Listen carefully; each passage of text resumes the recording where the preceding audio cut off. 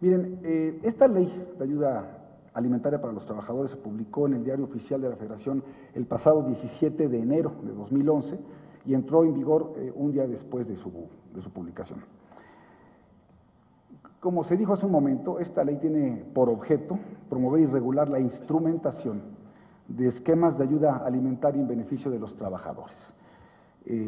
¿Cuál es el propósito de todo ello? Bueno, pues mejorar su estado nutricional y prevenir enfermedades vinculadas con una alimentación deficiente y proteger, desde luego, pues la salud en los centros de trabajo. Así lo dice el artículo 1 de la ley. Pero también el artículo 15 establece o dispone que se debe crear una comisión tripartita que tendrá a su cargo la evaluación y seguimiento para el cumplimiento de las disposiciones de la ley. En otras palabras, esta comisión que hoy estamos instalando tiene como propósito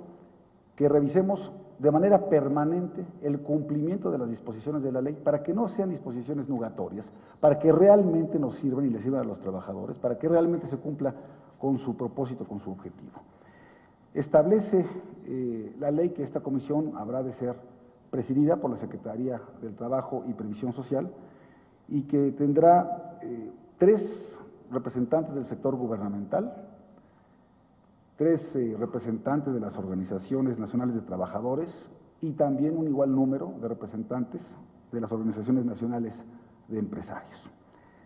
Y dice la propia ley que es la Secretaría del Trabajo y Previsión Social, como de hecho ocurre con otros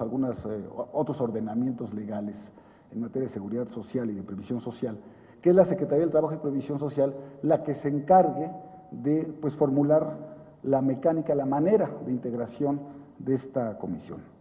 Y fue así que el pasado 7 de marzo se publicó en el Diario Oficial de la Federación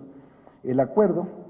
suscrito por un servidor, por el cual se sentaron las bases para designar a los representantes de los trabajadores y de los patrones ante la comisión tripartita. Quiero decirles que también en paralelo solicité a mis colegas secretarios de Hacienda y Crédito Público, Ernesto Cordero, y de Salud, José Ángel Córdoba Villalobos, la designación de sus respectivos representantes. Y es así que voy a mencionar quiénes son los que integran esta comisión tripartita que hoy estamos instalando.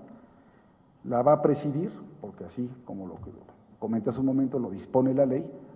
la va a presidir el subsecretario del Trabajo, aquí presente Joaquín Blanes Casas, y por parte de la Secretaría de Hacienda y Crédito Público, como dije, José Antonio González Anaya, subsecretario de Ingresos, y de parte de la Secretaría de Salud, el doctor Mauricio Hernández Ávila, subsecretario de Prevención y Promoción de la Salud. Aquí hay una omisión en la ley, no se establece que, sí lo dice para el sector obrero y para el empresarial, pero no lo dice para el sector gubernamental, de que tiene que haber también suplentes. Dice que los representantes deben tener nivel mínimo de subsecretario o su equivalente, cosa que se cumple perfectamente,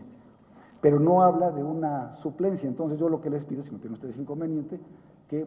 respectivamente designen a sus suplentes para que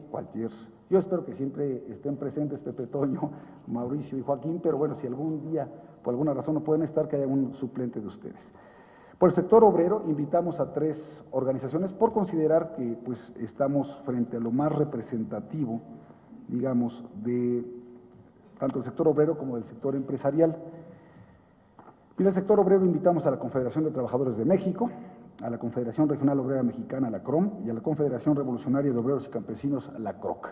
Así nos han manifestado oficialmente que será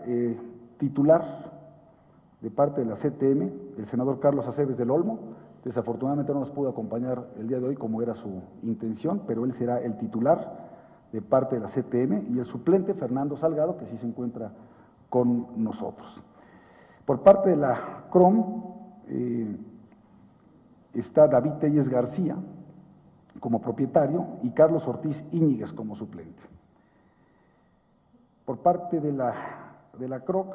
se ha designado a Víctor Gabriel Xochicales Aldívar como propietario y a Juan Hernández Vital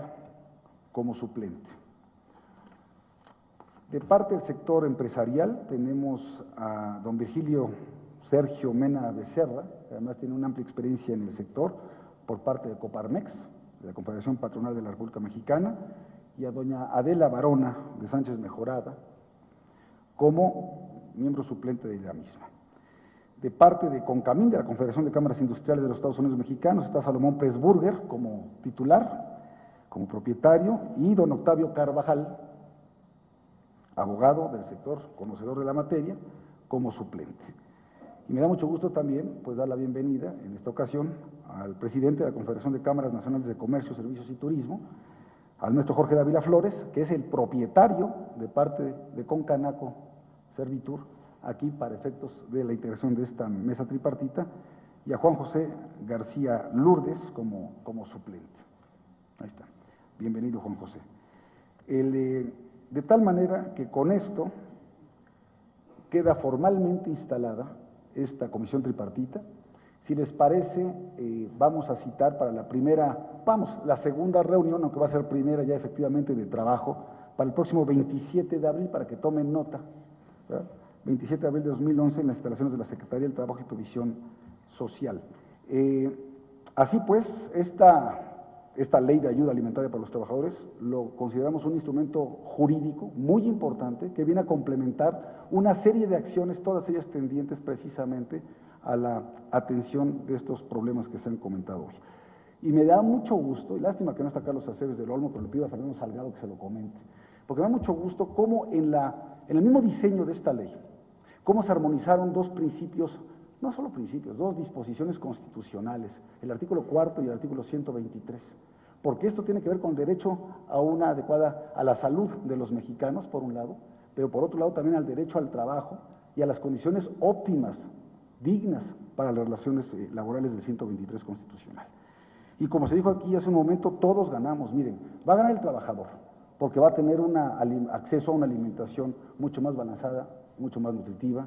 mucho más sana, y eso, bueno, pues desde luego, pues le va a ayudar en su salud, en su estado anímico, en su capacidad para hacer cosas, en la concentración en el trabajo, en su capacidad para reaccionar, en su capacidad para capacitarse de mejor manera. Entonces, para el trabajador no cabe duda que esto es algo muy bueno. Para el empleador sí recibe un estímulo fiscal, por un lado, pero por otro lado, bueno, pues va a tener un mejor clima laboral, menor ausentismo, menos riesgos de trabajo, menos incapacidades, menos enfermedades, menos accidentes de trabajo. Es decir, le ayuda mucho a los trabajadores, a los empresarios como tal. Y el gobierno, aunque pues a lo mejor Pepe Toño tendrá algún otro comentario, pero además de que nosotros estamos coadyuvando a que se propicie una mejor salud, alimentación y seguridad de los trabajadores, pues estamos convencidos de que los estímulos fiscales después se recuperan en el tiempo con creces, porque si estamos incurriendo en estos gastos tan grandes por la atención de enfermedades derivadas del sobrepeso, de la obesidad o de la atención de estos accidentes y riesgos de trabajo, la verdad es que sí creemos que de esta manera el propio gobierno, el Instituto Mexicano del Seguro Social, tendrán finanzas más sanas con una adecuada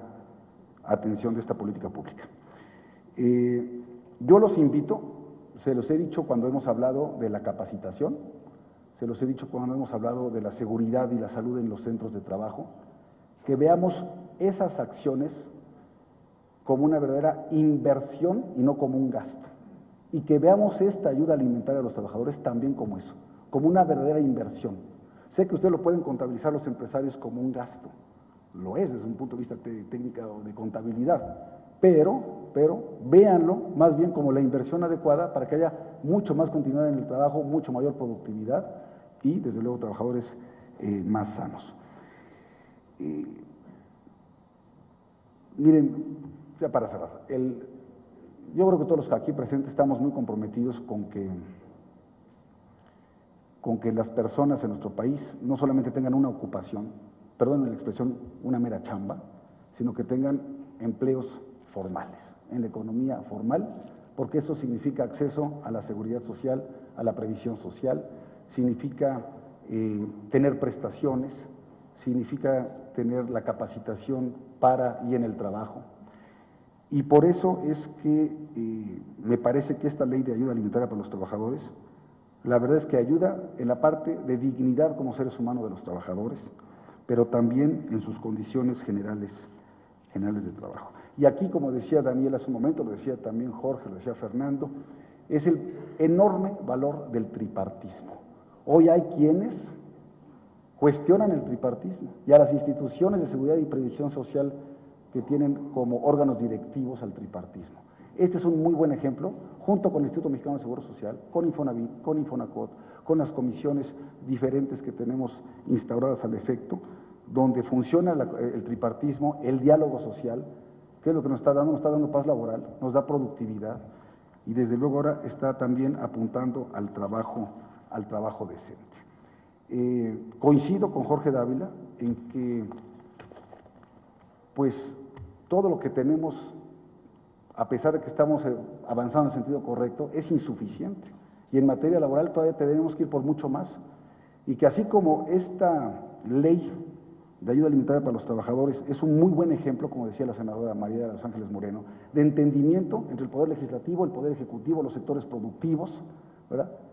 Y que estamos encaminando esfuerzos en el mismo sentido, en el mismo objetivo. Lo mismo es la reforma laboral. La reforma laboral hacia donde va precisamente es